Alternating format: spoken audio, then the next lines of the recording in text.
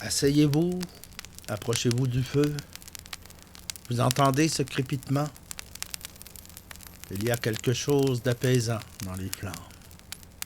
Elles dansent, elles éclairent, mais au final, elles consument tout. La vie, c'est un peu la même chose, non? On avance, on construit, on suit le chemin qu'on pense être le bon, et puis un jour, la maladie frappe, le corps faiblit, et on comprend que tout cela, tout ce à quoi on s'accrochait, était peut-être une illusion. C'est ce que va découvrir Ivan Ilitch, ce haut fonctionnaire russe qui croyait avoir mené une vie réussie. Mais au moment de mourir, il se demande, ai-je vraiment vécu? Bienvenue dans un voyage au cœur des œuvres qui ont façonné notre culture. Léon Tolstoï écrit La mort d'Ivan Ilitch en 1886. C'est un court roman, mais il résonne comme un coup de tonnerre.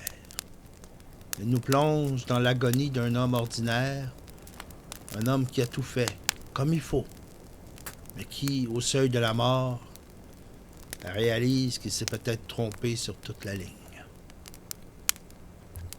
Ivan Ilitch a une belle carrière, une famille respectable, une vie sociale enviable. Mais au fond, tout cela n'est qu'apparence. Quand il tombe malade, il découvre que personne autour de lui ne veut voir la vérité en face. Ni les médecins qui noient leur impuissance sous des termes savants, ni sa femme qui s'agace de sa mauvaise humeur, ni ses collègues qui pensent déjà à la place qu'il va laisser vacante. Alors il se retrouve seul. Seul avec la douleur, seul avec cette question terrifiante. Et si toute ma vie avait été une erreur? Tolstoï ne nous épargne rien. Il nous fait ressentir cette angoisse, cette lente descente vers l'inévitable. Mais il nous offre aussi un espoir, car dans cette souffrance, il y a une possibilité de vérité. Ivan Ilitch pensait que le bonheur, c'était une carrière bien menée, des dîners bien organisés, une réputation sans tache. Il pensait que la mort était pour les autres, qu'elle ne le concernait pas. Mais voilà, un jour il tombe. Une simple chute, rien d'inquiétant, du moins au début. Puis la douleur s'installe et elle ne le quittera plus. Il consulte des médecins, cherche des remèdes, mais il comprend rapidement ce que personne n'ose lui dire.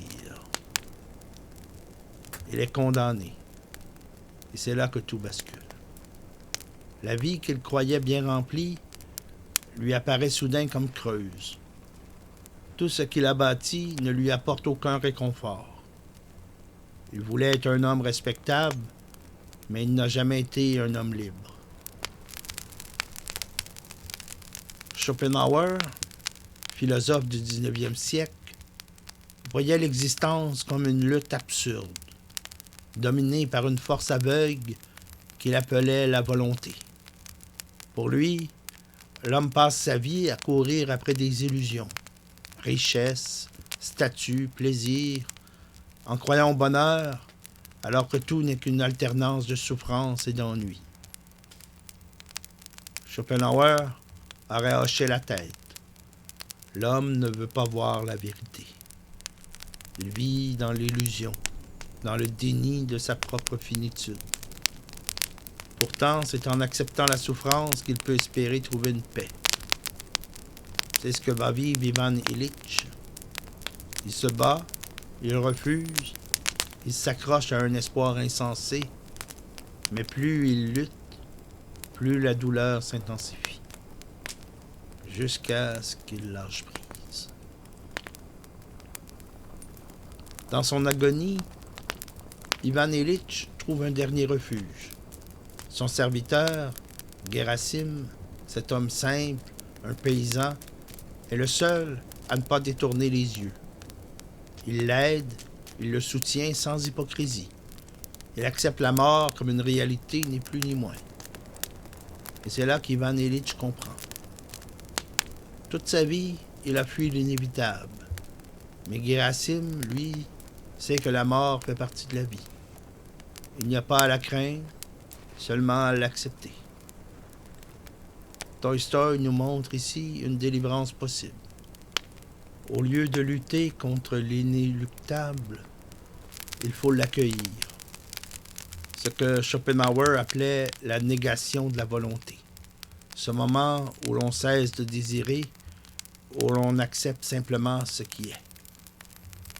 Et alors, dans un dernier souffle, la peur disparaît. Vous entendez? Le feu se calme. Les braises rougeoyantes s'affaiblissent, comme une vie qui s'achève.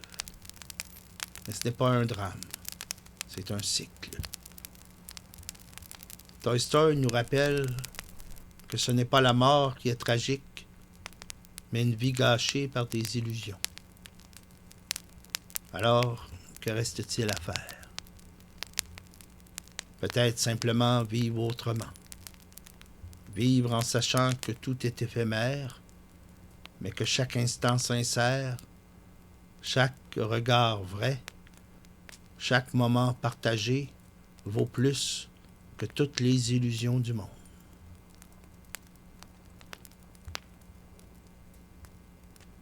Bonne nuit, et souvenez-vous, un feu de camp finit toujours par s'éteindre. Ce qui compte, c'est ce qu'on aura partagé autour.